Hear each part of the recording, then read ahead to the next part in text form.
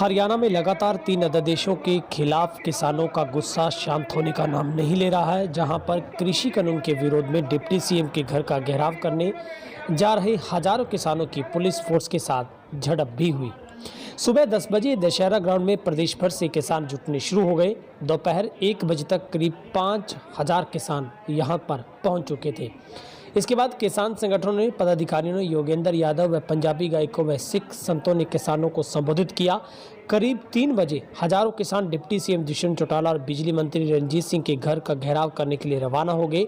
Police प्रशासन ने 100 metre पहले ही बरनाला रोड स्थित भूमन शाह चौक के पास बैरिकेडिंग लगाकर पुलिस फोर्स तैनात की थी, लेकिन किसानों ने यहां पहुंचते ही बैरिकेड्स हटाने की कोशिश शुरू कर दी, लेकिन कामयाबी नहीं मिल पाई, जिसके बाद पुलिस फोर्स को बढ़ाना पड़ा और किसानों ने पूरा जोर लगाते हुए किनारे पर बैरिकेड्स को हटा दिया था।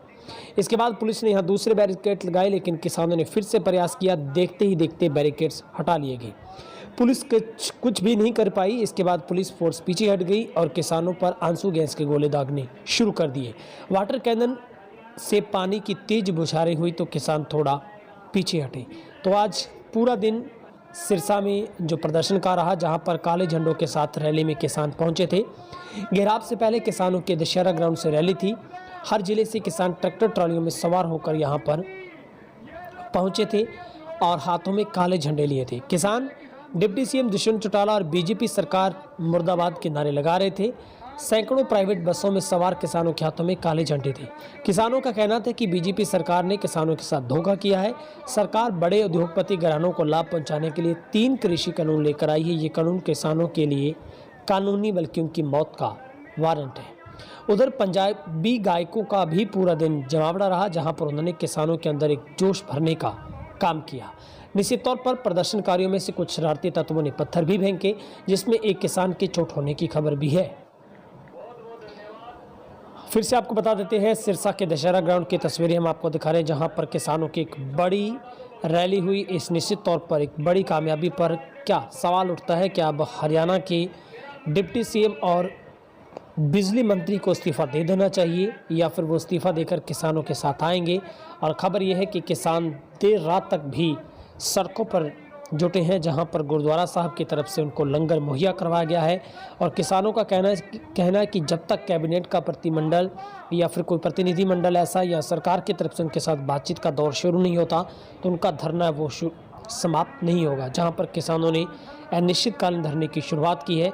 मगर जिस तरीके से आज पूरा दिन हमने सिरसा में देखा, हरियाणा की नज़र सिरसा पर थी और एक बड़े घेराव और धरने प्रदर्शन को रूप, जहां पर आज आईएनएलडी ने भी एक धरना प्रदर्शन किया और उस दूसरी तरफ दशहरा ग्राउंड से किसानों की जो हज़ारों की तादाद में जुटी भीड़ ने ये साबित किया है कि निश्चित तौर पर अब जिस तरीके से विरोध के सर उठने लगे, उसमें हालात यही कह रहे हैं कि अब हरियाणा के डिप्टी सीएम को भी इस्तीफा देकर किसानों के बीच में आना चाहिए।